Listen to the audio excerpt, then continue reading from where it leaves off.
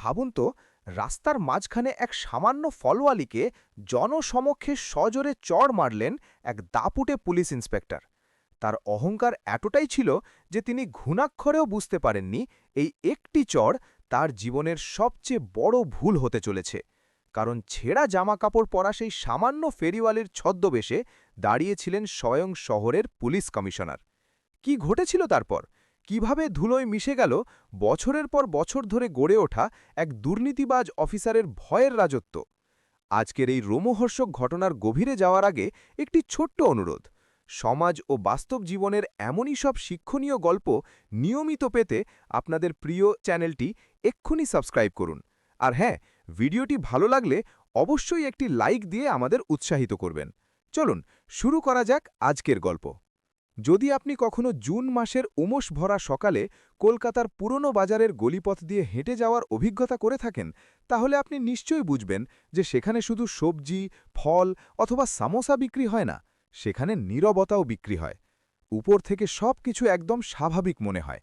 আলু নাও বলে চিৎকার, গরম তেলে ছন্তে থাকা সামোসার সুগন্ধ, ঠেলাগাড়ির চরমরাহট, মোটরসাইকেলের হর্ন আর দরদামের তীব্র শব্দ। কিন্তু এই শোরগোলের নিচে আরেকটা ধড়কন চলতে থাকত। সেটা ছিল ভয়ের ধড়কন। এমন ভয় যা মানুষকে মাথা নিচু করে বেঁচে থাকতে শেখায়। এমন ভয় যা ৭ বছর ধরে এই বাজারের শিরায় শিরায় ছড়িয়ে পড়েছিল। পুরনো বাজার কলকাতার ভিড় ভাড়াক্কা অংশে অবস্থিত। উপরে জট পাকানো তারের জাল, নিচে ধুলো, গর্ত আর বয়ে চলা নোংরা পানি। প্রত্যেক সকালে এখানে শত শত ছোট ছোট ব্যবসায়ী তাদের ঠেলা সাজাত। কেউ সবজি বিক্রি করত, কেউ চা, কেউ ব্রেড পাকোড়া। তারা সারা দিন পরিশ্রম করত, প্রতিটি টাকা জমাত যাতে ঘরের চুল্লি জ্বলতে পারে। কিন্তু দিনের আয়ের আগেই একটা অংশ নির্ধারিত থাকত। সেটা ছিল হপ্তা। হপ্তা যার কোনো রসিদ নেই, কোনো সরকারি মুরদ নেই, কিন্তু সবাই জানত যে যদি না দেওয়া হয় তাহলে ঠেলা উল্টে যেতে পারে, দোকান সিল হয়ে যেতে পারে, অথবা নাম কোনো মিথ্যা মামলায় জড়িয়ে যেতে পারে। এই ব্যবস্থার কেন্দ্রে ছিল ইন্সপেক্টর রাহুল চ্যাটার্জি। মাঝারি উচ্চতা, কড়া গোঁফ, তীক্ষ্ণ দৃষ্টি। তার গলার স্বর খুব উঁচু ছিল না, কিন্তু তার উঁচু হওয়ার কোনো প্রয়োজনও ছিল না। তার নামটাই যথেষ্ট ছিল। ৭ বছর ধরে সে এই এলাকার দায়িত্বে ছিল। ৭ বছরে সে এখানকার প্রতিটি ঠেলা, প্রতিটি দোকানদার, প্রতিটি দুর্বল সুতো চিনে নিয়েছিল। শুরুর দিকে সে নিয়ম-কানুনের কথা বলত, ট্রাফিক ব্যবস্থার কথা বলত, কিন্তু ধীরে ধীরে নিয়ম-কানুনের জায়গায় রুটিন সংগ্রহ নিয়ে নিয়েছিল। তার ডান হাত ছিল রাকেশ মল্লিক, মাথা মুন্ডিত, কপালে পুরনো দাগ, হাতে ছোট ডায়েরি। সেই হপ্তা আদায় করত, নাম লিখত, তারিখ নোট করত। যে সময় মতো দিয়ে দিত তার কাজ চলতে থাকত। যে দেরি করত তার ঠেলায় পরের দিন হঠাৎ করে তদন্ত শুরু হয়ে যেত। লাইসেন্স দেখাও, হেলথ সার্টিফিকেট কোথায়, এখানে দাঁড়ানোর অনুমতি আছে কিনা, প্রশ্ন এত বেশি হতো যে মানুষ নিজেই ক্লান্ত হয়ে ঝুঁকে পড়ত। আম্মা শান্তি রায় গত ২০ বছর ধরে ঠিক সেই মোড়ে ব্রেড আর চা বিক্রি করছিল। তার হাতের বলিরেখাগুলো তার বয়স নয়, বরং তার পরিশ্রমের কথা বলত। সে বাজার বদলাতে দেখেছিল, কিন্তু একটা জিনিস বদলায়নি। প্রতি মাসে নির্ধারিত টাকা রাকেশকে দিতে হতো। একবার সে আস্তে করে বলেছিল যে বর্ষায় বিক্রি কমে যায়, একটু কম নেওয়া যাক। সেই সন্ধ্যায় দুজন সিপাহী এসে পড়ল, আর পরিষ্কার পরিচ্ছন্নতার নিয়মের নামে তার ঠেলা অর্ধেক খালি করে দিল। সেই দিনের পর থেকে আম্মা আর কখনো প্রশ্ন করেনি। কিন্তু শহরের আরেক অংশে পুলিশ সদর দপ্তরের ভবনে পুলিশ কমিশনার আদিতি সেন অন্য কিছু দেখছিল। তার টেবিলে অনেকগুলো নামহীন চিঠি পড়েছিল। কাঁপা হাতে লেখা লাইন, হপ্তা আদায়, ঠেলা উল্টানো, মিথ্যা মামলা, ভয়। প্রতিটি চিঠিতে পুরনো বাজারের নাম ছিল। কিন্তু যখনই সে কোতোয়ালি থানা থেকে রিপোর্ট চাইত, উত্তর একই রকম আসত, পরিস্থিতি স্বাভাবিক, কোনো গুরুতর অভিযোগ নেই। অদিতি অভিজ্ঞ অফিসার ছিল। সে জানত যে যদি অভিযোগ বারবার আসতে থাকে আর রিপোর্ট সবসময় পরিষ্কার থাকে, তাহলে কোথাও না কোথাও সত্য চেপে রাখা হচ্ছে। সে সিদ্ধান্ত নিল যে এবার সে ফাইল থেকে নয়, বরং মাটি থেকে সত্য জানবে। এক সকালে সে ইউনিফর্ম পরেনি। সাধারণ সালোয়ার কামিজ, মাথায় দুপাট্টা, কোনো নিরাপত্তা দল ছাড়াই। সে তার পরিচয় লুকিয়ে রেখে পুরনো বাজারের দিকে হেঁটে গেল। তার সাথে শুধু একটা ছোট রেকর্ডিং যন্ত্র ছিল, যা কাপড়ের ভিতর লুকানো ছিল। বাজারে পা রাখতেই সেই শোরগোল, সেই গন্ধ, সেই অস্বস্তি অনুভব করল। সে এক কোণে ছোট একটা ঠেলা সাজাল, কয়েকটা আপেল, কয়েকটা আমড়া। কেউ তাকে চিনতে পারল না। সে শুধু একজন নতুন ফেরিওয়ালি ছিল। কিছুক্ষণের মধ্যেই রাকেশ মল্লিক তার সামনে এসে দাঁড়াল। সে মাথা থেকে পা পর্যন্ত দেখল। নতুন নাকি? সে জিজ্ঞেস করল। আদিতি হালকা করে মাথা নাড়ল। নিয়ম জানো? পাশে দাঁড়ানো এক সবজিওয়ালা ফিসফিস করে বলল, হপ্তা। টাকার পরিমাণ শুনে যে কোনো নতুন মানুষ ঘাবড়ে যেত, কিন্তু আদিতি পকেট থেকে কয়েকটা নোট বের করল। রাকেশ হেসে বলল, বাকিটা সন্ধে পর্যন্ত। দুপুরে রোদ তীব্র হয়ে উঠল, ভিড় বাড়ল। ঠিক তখনই বাজারের মুখে পুলিশের জিপ এসে থামল। যেই ইন্সপেক্টর রাহুল চ্যাটার্জি নামল, অমনি পরিবেশ বদলে গেল। শব্দগুলো কমে গেল, কিছু লোক তাড়াতাড়ি তাদের নোট গুনতে শুরু করল। রাহুল ধীর পায়ে হেঁটে দোকানগুলোর মাঝ দিয়ে চলে গেল, যেন প্রতিটি ইঞ্চি জমি তার নিজের। এক কাপড়ওয়ালাকে ধমক দিল, রাস্তা আটকে রেখেছে। এক ফেরিওয়ালার কাছে কাগজ চাইল। তারপর তার চোখ পড়ল সেই নতুন ঠেলার উপর, অদিতির ঠেলা। সে থেমে গেল, কয়েক মুহূর্ত তাকিয়ে রইল। প্রথম দিন থেকেই নিয়ম ভাঙছ? তার গলায় অবজ্ঞা ছিল। অদিতি শান্ত স্বরে বলল, আমি তো শুধু আমার কাজ করছি স্যার। রাহুলের ভুরু কুঁচকে গেল। আশেপাশে দাঁড়ানো লোকেরা দম বন্ধ করে দাঁড়িয়েছিল। তাদের জানা ছিল যে এই সুর এখানে নিরাপদ নয়। সেই মুহূর্তে বাজারের হাওয়া ভারী হয়ে গেল। কেউ জানত না যে এটা শুধু একটা ছোট কথোপকথন নাকি আসন্ন ঝড়ের শুরু। কিন্তু একটা কথা নিশ্চিত ছিল, যে পুরনো বাজারের নীরবতা আর আগের মতো থাকবে না। দুপুরের রোদ সেদিন আরও বেশি তীব্র ছিল, যেন আকাশ নিজেই দেখতে চাইছিল যে পুরনো বাজারে কি ঘটতে যাচ্ছে। ঘাম কপালে চকচক করছিল, সমসার কড়াই থেকে উঠে আসা বাষ্প হাওয়ায় মিশে যাচ্ছিল, আর ভিড় তার নিত্যদিনের গতিতে চলছিল। কিন্তু সেই ভিড়ের মধ্যে একটা অদৃশ্য রেখা টেনে ফেলা হয়েছিল। ইন্সপেক্টর রাহুল চ্যাটার্জির চোখ এখন সোজা আদিতির ঠেলার উপর স্থির হয়েছিল। সে কয়েক মুহূর্ত সেখানে দাঁড়িয়ে রইল, তারপর ধীর পায়ে এগিয়ে গেল। কতবার বোঝাতে হবে? সে ঠান্ডা স্বরে বলল, এখানে দাঁড়ানোরও নিয়ম আছে। আশেপাশে দাঁড়ানো লোকেরা জানত যে এই নিয়ম রাস্তা বা ট্রাফিকের নয়, বরং হপ্তার। আদিতি মাথা নিচু করে বলল, স্যার, আমি তো সকালেই এসেছি। যতটুকু বলা হয়েছিল ততটুকুই দিয়ে দিয়েছি।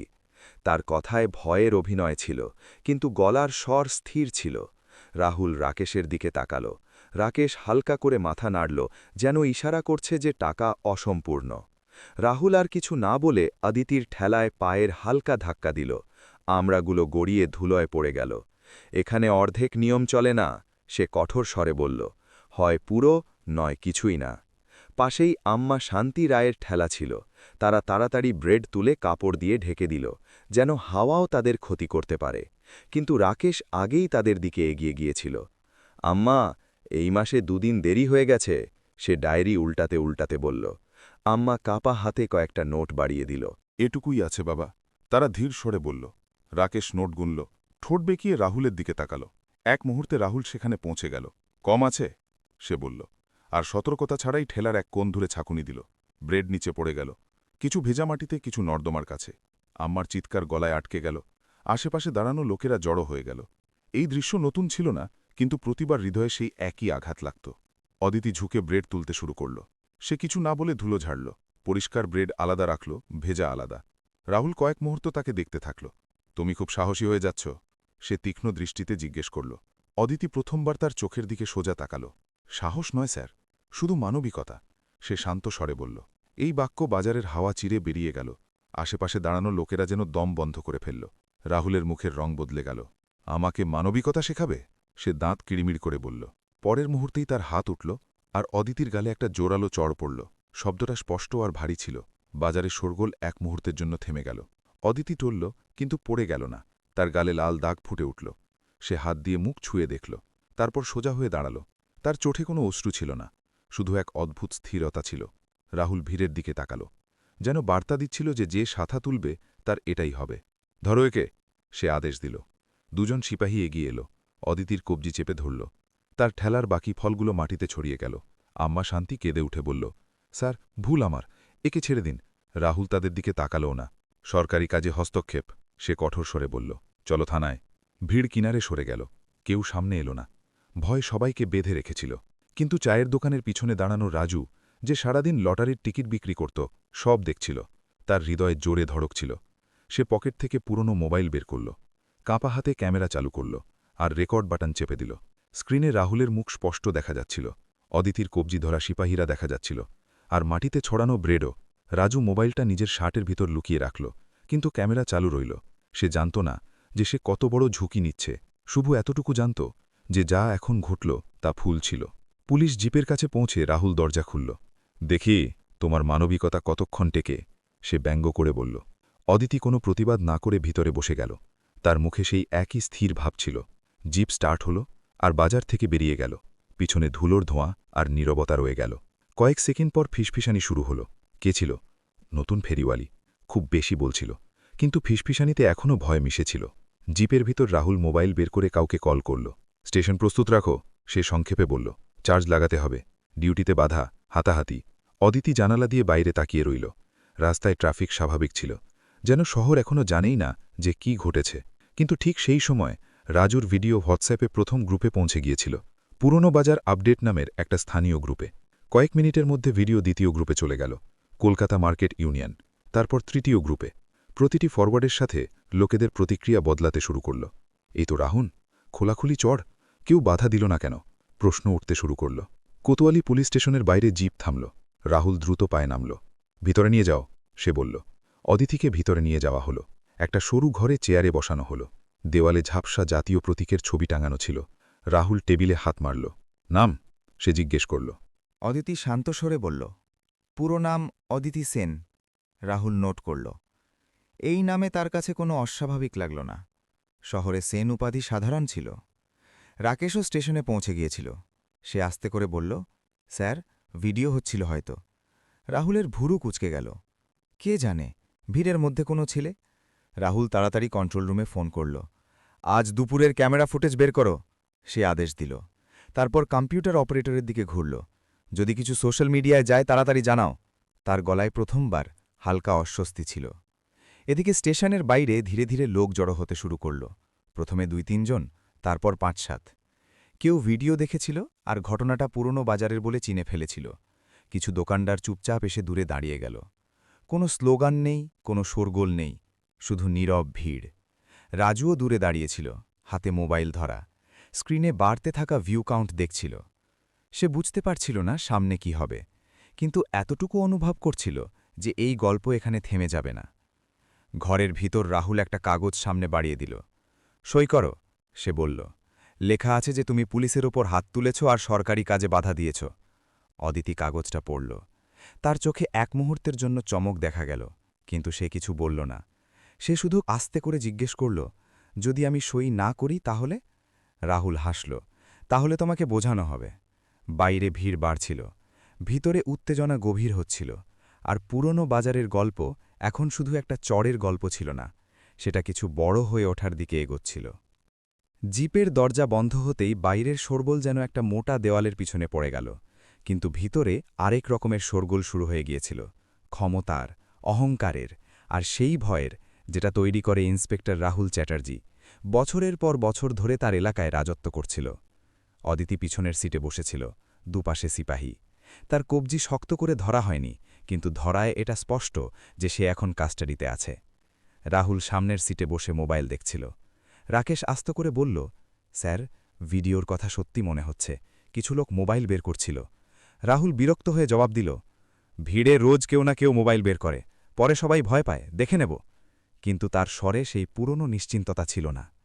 জিপ যেই কোতোয়ালি পুলিশ স্টেশনের গেটে ঢুকল, রাহুল নামতেই দ্রুত পায়ে ভিতরে যেতে শুরু করল। কেস লিখো, সে ডিউটি অফিসারকে বলল। সরকারি কাজে বাধা, পুলিশকর্মীর ওপর হামলা, ভিড়কে উস্কানি, শব্দগুলো তৈরি ছিল, যেন আগে থেকেই ঠিক করা। অদিতিকে একটা ঘরে নিয়ে যাওয়া হলো, যেখানে দেওয়ালে পুরনো ফাইলের আলমারি ছিল, আর কোণে একটা সিসিটিভি ক্যামেরা ঝুলছিল। ঘরে হালকা দুর্গন্ধ ছিল, ঘাম, পুরনো কাগজ আর বন্ধ হাওয়ার মিশ্র গন্ধ। ডিউটিতে থাকা হাবিলদার অদিতিকে উপর থেকে নিচে পর্যন্ত দেখল। নতুন ঝামেলা, সে অর্ধেক হাসি দিয়ে জিজ্ঞেস করল। রাহুল টেবিলে ফাইল ছুড়ে দিয়ে বলল, বাজারে খুব সাহসী হয়ে উঠেছিল, সই করাও নয়তো বোঝাও। হাবিলদার একটা কাগজ সামনে বাড়িয়ে দিল। এটা বয়ান, সে বলল, লেখা আছে যে আপনি ডিউটিতে থাকা পুলিশ অফিসারকে ধাক্কা দিয়েছেন আর ভিড়কে উত্তেজিত করেছেন। অদিতি কাগজটা হাতে নিল।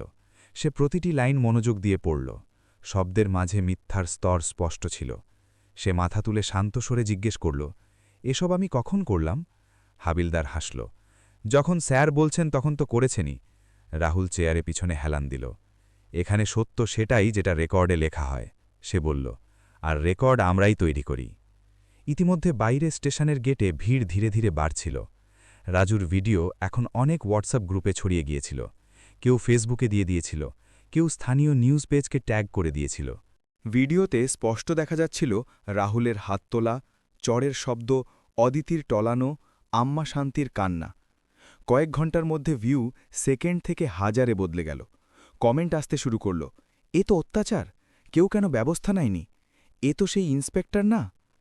কোতোয়ালির ভিতর এখনও কারো ধারণা ছিল না যে বাইরের ডিজিটাল দুনিয়ায় কী ঝড় উঠছে।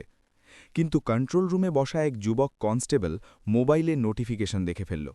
সে স্ক্রিনে ভিডিও খুলল আর মুখ চিনতেই চমকে উঠল। সে দৌড়ে রাহুলের ঘরের বাইরে পৌঁছল, কিন্তু ভিতরে যাওয়ার সাহস পেল না। কয়েক মুহূর্ত পর সে আস্তে করে রাকেশকে ইশারা করল। রাকেশ বাইরে এলো। কি হয়েছে?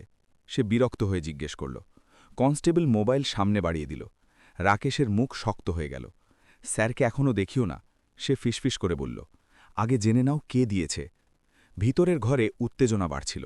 হাবিলদার আবার কাগজ সামনে বাড়িয়ে দিল। সই করো, ব্যাপার এখানেই শেষ, নয়তো লক আপ। অদিতি শান্ত স্বরে বলল, আমি কোনো ভুল কাজ করিনি, আমি সই করব না। এটা শুনে রাহুল উঠে দাঁড়াল।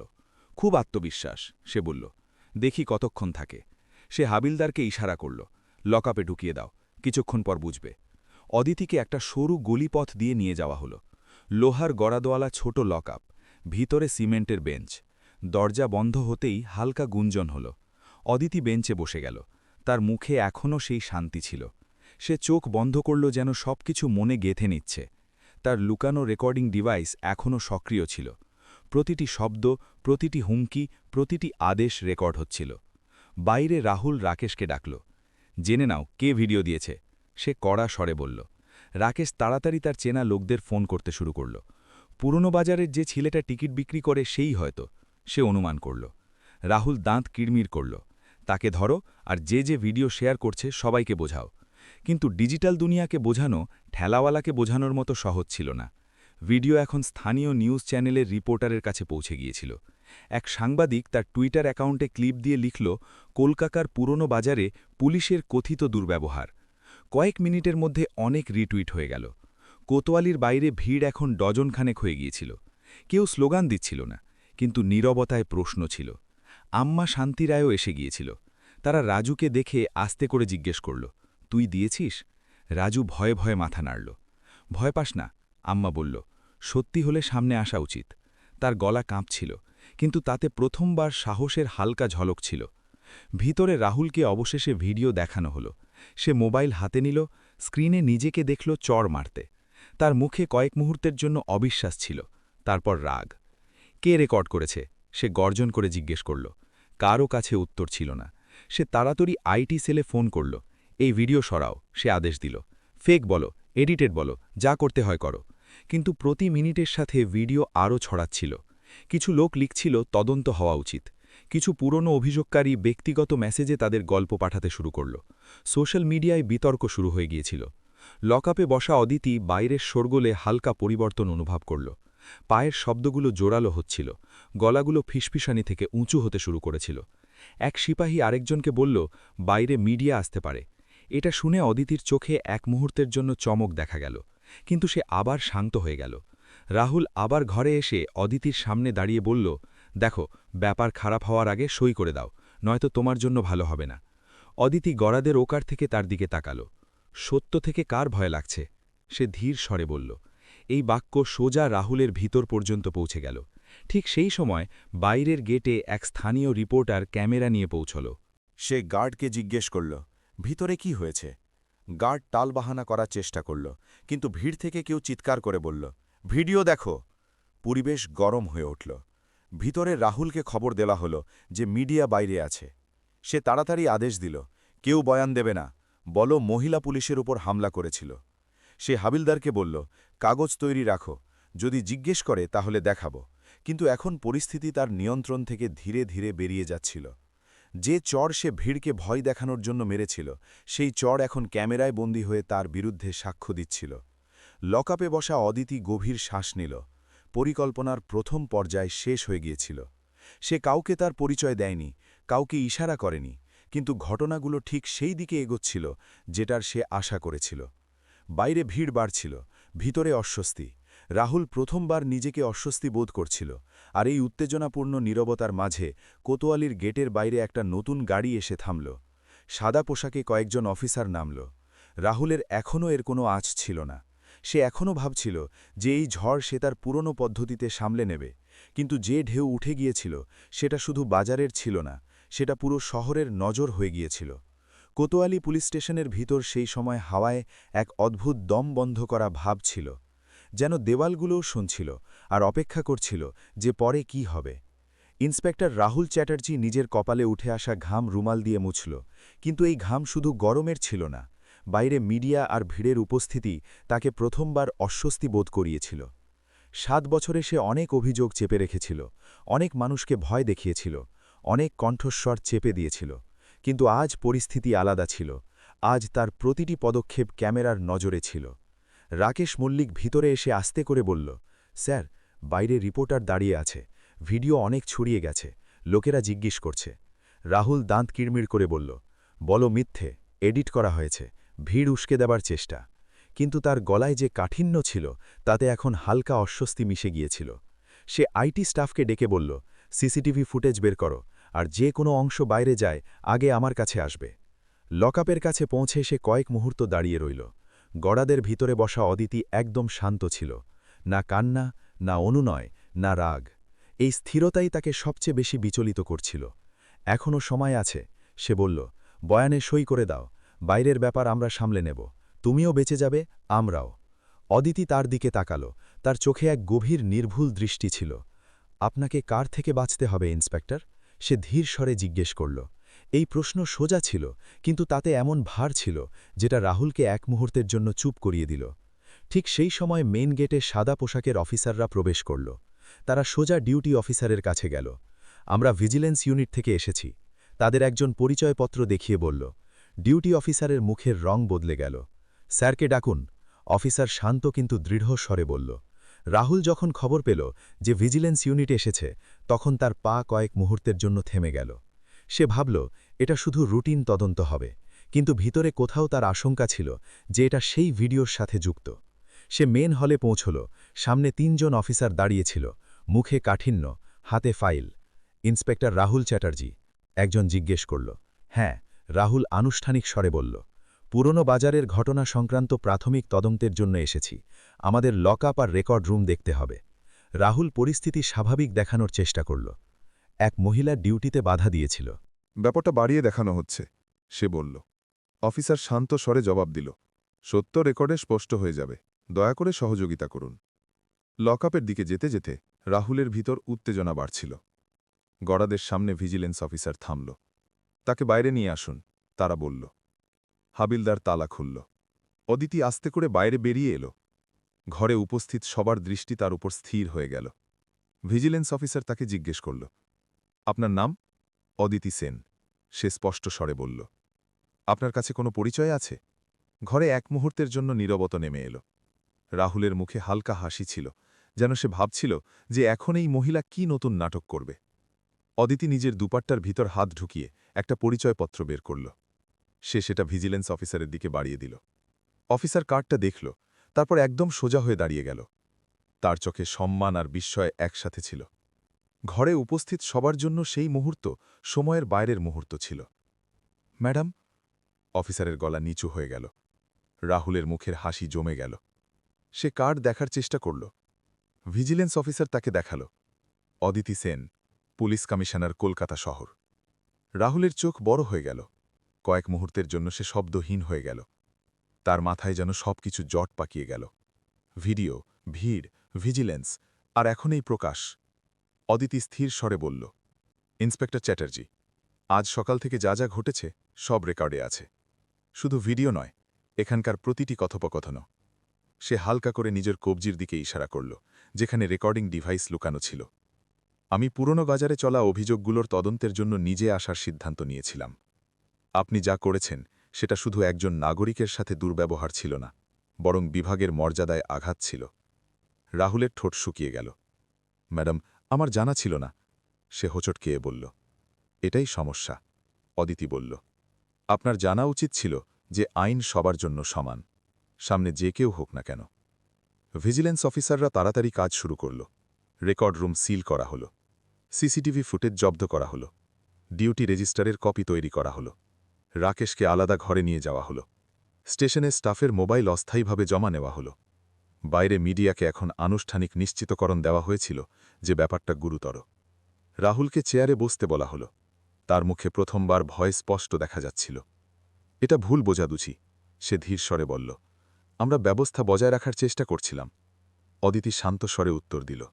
ব্যবস্থা ভয় থেকে নয়, বিশ্বাস থেকে তৈরি হয়। বাইরে ভিড়ে খবর ছড়িয়ে গিয়েছিল যে উচ্চপদস্থ অফিসার এসেছেন। আম্মা শান্তি রায়ের চোখে অশ্রু ছিল, কিন্তু এবার সেগুলো অসহায়তার ছিল না। রাজু ভিড়ে দাঁড়িয়ে সব দেখছিল। ঘরের ভেতর ভিজিলেন্স অফিসার আনুষ্ঠানিক স্বরে বলল, ইন্সপেক্টর রাহুল চ্যাটার্জি, আপনার বিরুদ্ধে প্রাথমিক অভিযোগ নাগরিকের সাথে দুর্ব্যবহার, পদের অপব্যবহার আর অবৈধ আদায়ের তদন্ত শুরু করা হচ্ছে। আপনাকে অনুরোধ করা হচ্ছে যে আপনার এলাকা সংক্রান্ত সব দলিল জমা দিন। রাহুলের হাত কাঁপতে শুরু করল। সে উঠে দাঁড়াতে চাইছিল, কিছু বলতে চাইছিল, কিন্তু শব্দ সাথ দিচ্ছিল না। অদিতি শেষবার তার দিকে তাকাল। ক্ষমতা, দায়িত্ব, সে বলল। সেই মুহূর্তে কোতোয়ালির দেওয়ালের ভিতর বছরের পর বছর জমে থাকা ভয়ের স্তরে ফাটল ধরে গিয়েছিল। যে চর পুরনো বাজারকে ভয় দেখানোর জন্য ছিল, সেটাই এখন ন্যায় বিচারের প্রক্রিয়ার শুরু হয়ে গিয়েছিল। আর ইন্সপেক্টর রাহুল চ্যাটার্জি, যাকে একসময় এই এলাকার অবিসংবাদিত শাসক ভাবা হতো, সে এখন তদন্তের চেয়ারে বসা এক অভিযুক্ত। কোতোয়ালির ভেতর সেই রাতে কোনো সাধারণ ডিউটি চলছিল না। সেটা ছিল একটা পরিবর্তনের রাত, যখন বছরের পর বছর জমে থাকা ধুলো হঠাৎ উঠতে শুরু করেছিল, আর প্রতিটি ফাইল, প্রতিটি রেজিস্টার, প্রতিটি ড্রয়ার যেন নিজের ভেতর লুকিয়ে রাখার রহস্য বাইরে ফেলে দেওয়ার জন্য প্রস্তুত হয়ে দাঁড়িয়েছিল। ভিজিলেন্স ইউনিট আনুষ্ঠানিক তদন্তের প্রক্রিয়া শুরু করে দিয়েছিল, আর প্রথমবার ইন্সপেক্টর রাহুল চ্যাটার্জিকে আদেশ শুনতে হয়েছিল। দেওয়া নয়, তার কাছ থেকে তার সার্ভিস রিভলভার জমা নেওয়া হয়েছিল, ডিউটি কার্ড নেওয়া হয়েছিল, আর একটা লিখিত বয়ান দিতে বলা হয়েছিল। তার চোখে এখন আর সেই কাঠিন্য ছিল না যেটা পুরনো বাজারে দেখা যেত। সেখানে একটা অস্থিরতা ছিল, যেন মাটি তার পায়ের নিচ থেকে সরে গিয়েছিল। রেকর্ড রুমে সিল ভাঙা হলো, আলমারি খোলা হলো, আর মোটা মোটা ফাইল বাইরে বের করা হলো। প্রতিটি ফাইলে নিয়মিত তদন্ত, জরিমানা, ট্রাফিক লঙ্ঘনের রিপোর্ট ছিল। কিন্তু ভিজিলেন্স অফিসারদের নজর ছিল সেই রেজিস্টারগুলোর উপর যেগুলোতে বাজার এলাকার বিশেষ নজরদারি লেখা ছিল। একটা পুরনো রেজিস্টার বেরোল, যার পাতায় তারিখ আর টাকার অঙ্ক লেখা ছিল। কোনো দোকানের নাম পুরো নয়, শুধু সংক্ষিপ্ত ইশারায় টাকা স্পষ্ট ছিল। এটা কি? এক অফিসার জিজ্ঞেস করল। রাহুল ধীর স্বরে বলল, স্থানীয় নিরাপত্তার জন্য স্বেচ্ছায় অবদান। অফিসার মাথা তুলে সোজা তাকাল। স্বেচ্ছায় অবদান কখনো গোপন রেজিস্টারে লেখা হয় না, ইন্সপেক্টর।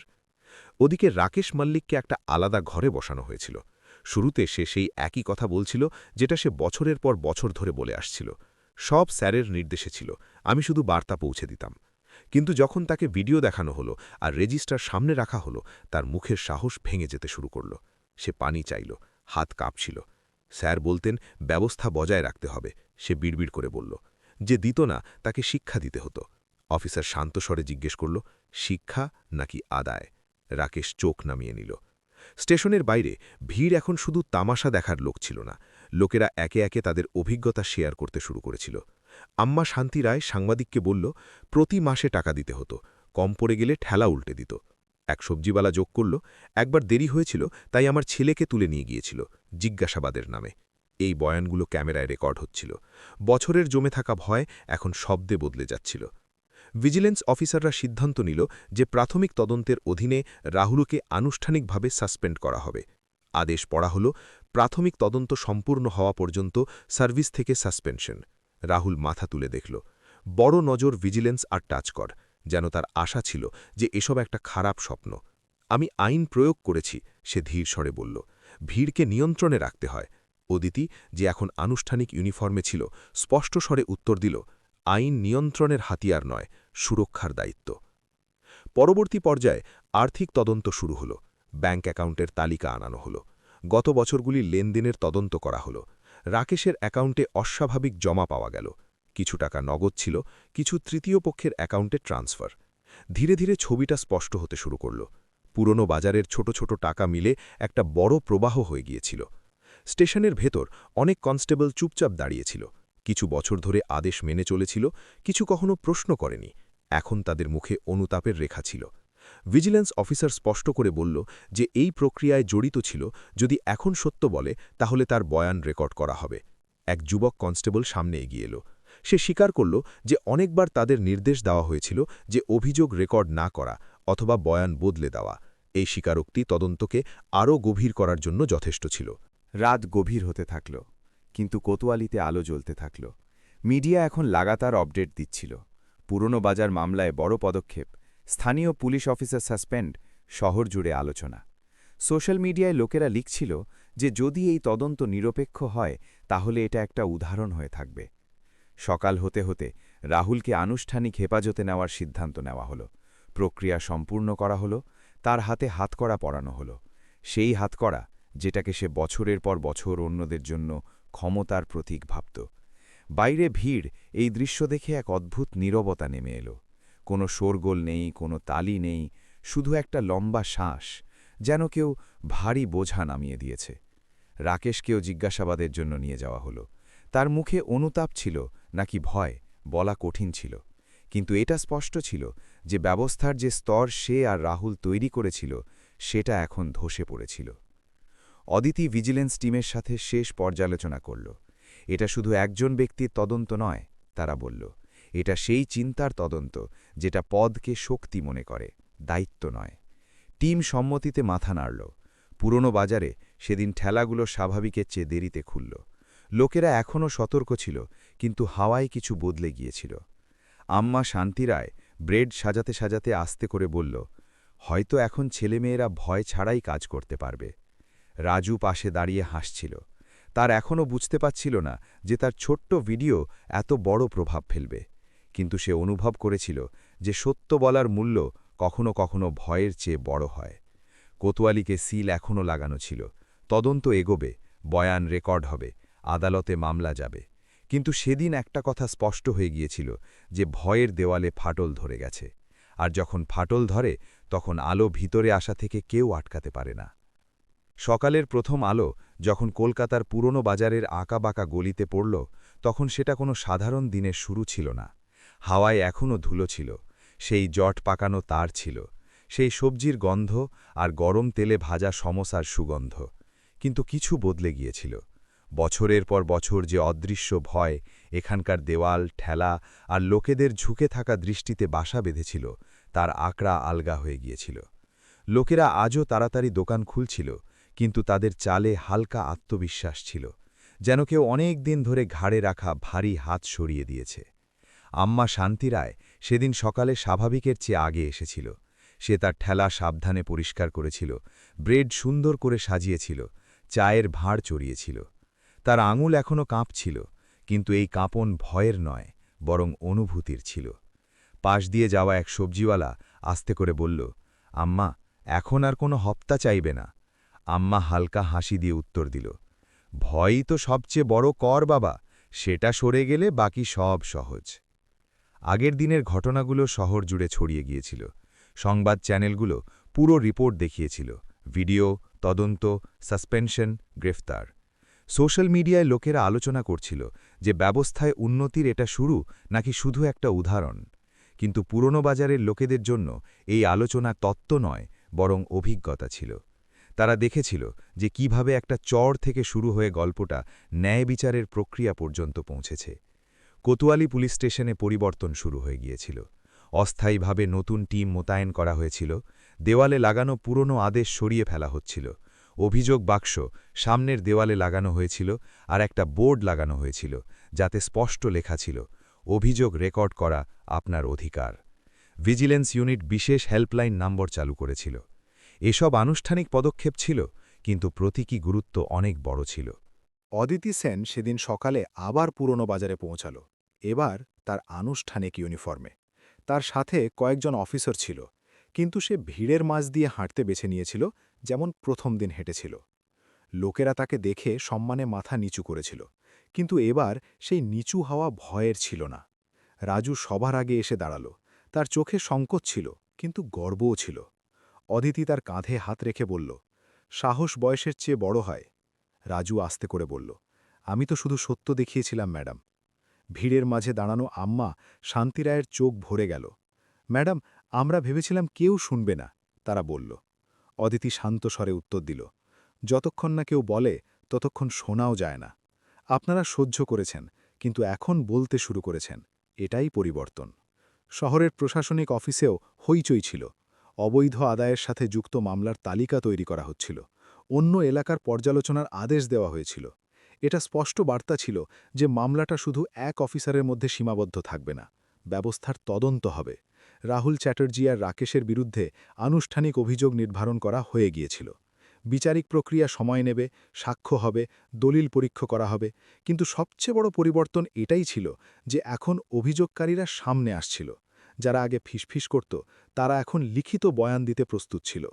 পুরনো বাজারে ধীরে ধীরে স্বাভাবিক কার্যকলাপ ফিরে এসেছিল, কিন্তু এক নতুন সচেতনতার সাথে। লোকেরা এখনও পরিশ্রম করছিল, দরদাম করছিল, ছেলেমেয়েদের স্কুলে পাঠাচ্ছিল, কিন্তু একে অপরের চোখের দিকে তাকানোর সাহস বেড়ে গিয়েছিল। হপ্তার ভয়, যেটা বছরের পর বছর ধরে ব্যবস্থার অংশ হয়ে গিয়েছিল, সেটা এখন প্রশ্নের ঘেরাওয়ে ছিল। এক দুপুরে অদিতি আবার বাজারের সফর করল। সে কোনো বক্তৃতা দিল না, কোনো বড় মঞ্চ তৈরি করল না, শুধু লোকেদের সাথে কথা বলল। ব্যবস্থা তখনই শক্তিশালী হয় যখন নাগরিক আর প্রশাসন দুজনেই দায়িত্ব পালন করে। সে বলল, যদি কোথাও অন্যায় দেখা যায় তাহলে চুপ করে থেকো না, আইন সবার জন্য। তার কথাগুলো সহজ ছিল, কিন্তু তাতে অভিজ্ঞতার দৃঢ়তা ছিল। রাজু এখনও টিকিট বিক্রি করছিল, কিন্তু তার মোবাইলে এখন নতুন কভার ছিল। কোনো স্থানীয় সংগঠন তাকে উপহার দিয়েছিল। সে হাসতে হাসতে গ্রাহকদের টিকিট দিত আর মাঝে মাঝে ফোন দেখে নিত। তার বুঝতে পেরেছিল যে প্রযুক্তি ভয় ভাঙ্গার হাতিয়ারও হতে পারে। আম্মা শান্তি রায় নিজের ঠেলার পাশে একটা ছোট বোর্ড লাগিয়েছিল, সততার সাথে উপার্জন করা, সততার সাথে বিক্রি করা। এই বাক্যটা হয়তো সাধারণ ছিল, কিন্তু তাতে গর্ব ছিল। কোতোয়ালি স্টেশনের নতুন টিম নিয়মিতভাবে বাজার এলাকায় সংলাপ অনুষ্ঠান শুরু করেছিল। অভিযোগ রেকর্ড করার প্রক্রিয়া সহজ করা হয়েছিল। স্বচ্ছতার জন্য কিছু সিদ্ধান্ত প্রকাশ্য করা হয়েছিল। এসব তাড়াতাড়ি সবকিছু বদলে দেবে না, কিন্তু দিক বদলে গিয়েছিল। রাতে যখন বাজার বন্ধ হয়ে গেল আর আলোগুলো একে একে নিভে গেল, তখন হাওয়ায় আগের মতো দম বন্ধ করা ভাব ছিল না। লোকেরা ঘরে ফিরতে ফিরতে ফিসফিস করছিল না, তারা খোলা গলায় কথা বলছিল। এই পরিবর্তন ধীর ছিল, কিন্তু গভীর ছিল। অদিতি নিজের অফিসে ফিরে গেল। তখন তার টেবিলে নতুন চিঠি ছিল, কিছু ধন্যবাদের, কিছু অন্য এলাকা থেকে অভিযোগের। সে সেগুলো মনোযোগ দিয়ে পড়ল। তার জানা ছিল যে একটা ঘটনায় পুরো ব্যবস্থা বদলে যায় না, কিন্তু প্রতীকী পরিবর্তনের শুরু একটা বিন্দু থেকে হয়।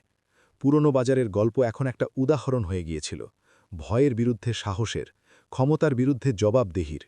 সময়ের সাথে সাথে এই ঘটনা শহরের স্মৃতিতে লেখা হয়ে যাবে, কিন্তু তার প্রভাব ততদিন থাকবে যতদিন লোকেরা মনে রাখবে যে ন্যায় বিচারের প্রক্রিয়া তখনই চলে যখন কেউ দাঁড়ায়। চাই সে এক ফেরিওয়ালির রূপে আসা অফিসার হোক, অথবা এক টিকিট বিক্রেতা ছেলে যে রেকর্ড বাটন চেপেছিল। আর এখন যদি এই গল্প আপনাকে ভাবতে বাধ্য করে, যদি আপনি মনে করেন যে ব্যবস্থায় স্বচ্ছতা আর সাহস প্রয়োজন, তাহলে এটাকে এখানেই শেষ হতে দেবেন না। এই গল্পটা শেয়ার করুন, যাতে আরও লোক জানতে পারে যে কণ্ঠস্বর তোলা হলে পরিবর্তন সম্ভব। আপনার মতামত লিখুন, আপনার শহরে কি পরিবর্তন দরকার।